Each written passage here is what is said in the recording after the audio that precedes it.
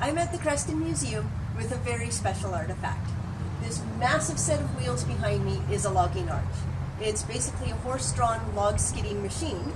They were invented in Michigan in 1875, and this particular one was brought into the valley possibly as early as 1908. It was certainly here by 1913.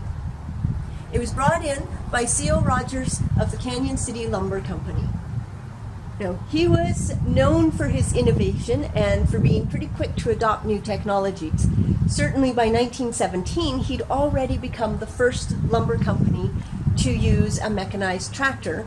So it stands to reason that this horse-drawn logging arch wouldn't have been used very long.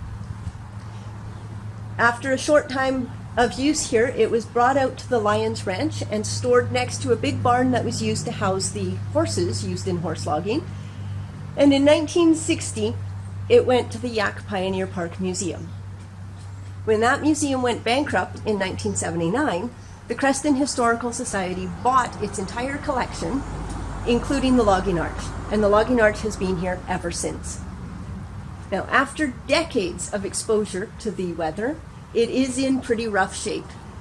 This past summer, we took this wheel off to take a look at the axle and the spindle that runs through the hub and just get a bit of an idea what kind of deterioration we were dealing with. And we very quickly put the wheel back on and put all of the bracing and supports on that you can see, because there's virtually nothing holding that wheel in place. We assume the other one is just as bad. And you can see some of the places on the wheels as well are starting to fall apart. We want to rebuild this. It's a very unique object. There are not very many of these still remaining, and it is the only object in the Creston Museum's collection that relates exclusively to those early horse-drawn logging days. So it's a pretty special thing, and we're really hoping we could keep it around for generations to come.